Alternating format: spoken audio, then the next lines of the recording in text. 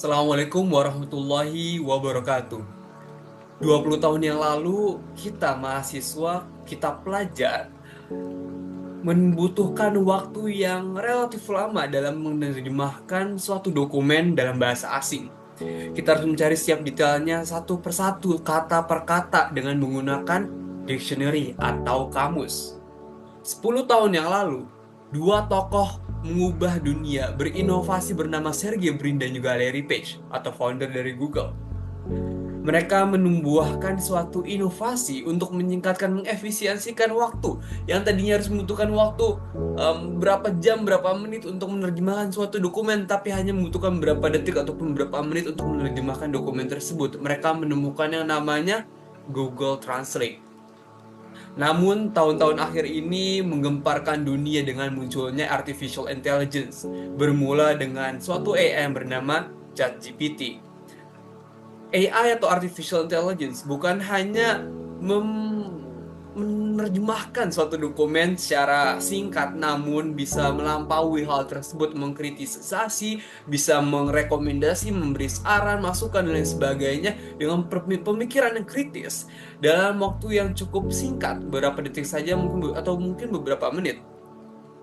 Kita membahas apakah artificial intelligence dalam video ini dapat memberikan suatu benefit atau manfaat bagi mahasiswa atau sebaliknya dapat menjadi ancaman. Sebelumnya perkenalkan, saya Muhammad bin Akbar Hatta dengan NIM 142221223 dari kelas Komunikasi Bisnis I Universitas Airlangga tahun 2024.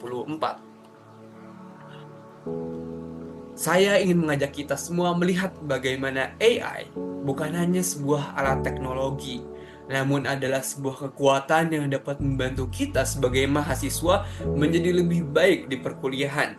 Di tengah pesatnya kemajuan teknologi, kita harus melihat AI sebagai alat yang dapat meningkatkan belajar kita, bukan sebagai ancaman. Pertama, personalisasi.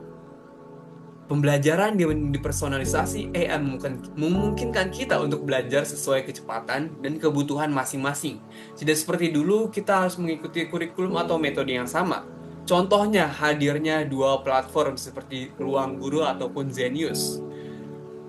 Mereka suatu platform yang menggunakan AI untuk menyampaikan suatu materi, menyesuaikan materi berdasarkan hasil belajar kita. Menurut penelitian dari Harvard University, sistem pembelajaran yang dipersonalisasi dapat meningkatkan prestasi akademik hingga 30%. Artinya apa? Artinya kecerdasan buatan benar-benar membantu kita dengan lebih efektif dan juga efisien. Kedua, kita akan berbicara terkait tersedianya. Bantuan akademik tersedia selalu. Misalnya ada Grammarly atau ada pemeriksaan tata bahasa dan ejaan kita secara otomatis saat kita menulis tugas ataupun Photomath. Kedua platform ini, Grammarly dan juga Photomath, memberikan jawaban dan penjelasan langkah demi langkah soal matematika dan juga tataan bahasa dan ejaan, yaitu Grammarly, dengan waktu yang cukup singkat dan juga cukup akurat. Menurut penelitian yang dilakukan oleh Stanford University, siswa yang menggunakan alat bantu berbasis AI secara teratur melaporkan peningkatan pemahaman sebesar 20%. Alat bantu ini memungkinkan kita untuk menyelesaikan tugas yang rumit dengan lebih mudah dan lebih cepat. Ketiga, kita akan berbicara terkait efisiensi. Efisiensi dalam hal apa? Efisiensi dalam pembelajaran dan penelitian AI juga meningkatkan efisiensi dalam mencari jurnal ataupun referensi. Alat seperti Semantic Scholar memungkinkan kita mencari jurnal dan makalah akademik dalam hitungan detik saja tanpa harus membaca ratusan halaman yang mungkin tidak relevan. Studi dari MIT menemukan bahwa menggunakan AI dalam proses penelitian dapat menghemat waktu hingga 40%. Berarti kita memiliki lebih banyak waktu untuk memahami materi secara lebih mendalam dan kritis daripada hanya mencari data saja dan membuang-buang waktu berapa jam, berapa menit.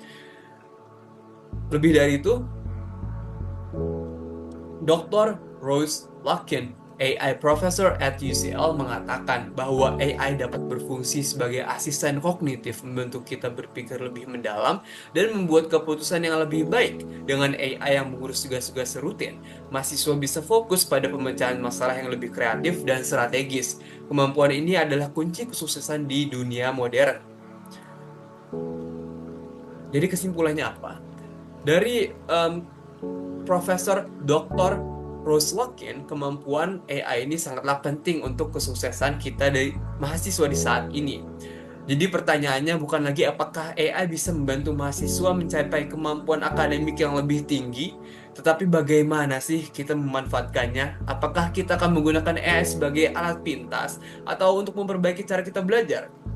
AI tidak akan menjadi pengganti kita, tetapi akan membantu kita menjadi siswa atau mahasiswa yang lebih baik, lebih cerdas, lebih kritis, dan siap menghadapi tantangan di masa yang akan datang. Karena mahasiswa memiliki hati, mahasiswa memiliki kreativitas, dan mahasiswa memiliki empati yang menjadikannya seorang leadership, seorang leader di masa depan. Saya mengajak kalian semua untuk mulai mengeksplorasi bagaimana sih AI bisa memperkuat pembelajaran kita. Jangan hanya menjadi pengguna teknologi, jadilah pelopor dalam penggunaan AI dalam pendidikan yang lebih baik ke depannya. Mengapa harus puas dengan biasa-biasa saja jika kita bisa menjadi luar biasa? Suatu quotes dari Steve Jobs yang mengatakan, "Let's go invent tomorrow instead of worrying about what happened yesterday." Yang sudah terjadi, maka terjadilah. Suatu inovasi, ya terjadilah. Dan bagaimana kita menghadapi inovasi tersebut, disrupsi tersebut untuk memanfaatkannya, suatu kemanfaatan dan kebermanfaatan, serta kebaikan bagi diri kita dan juga masyarakat di masa yang akan datang. Cukup sekian, terima kasih. Wassalamualaikum warahmatullahi wabarakatuh.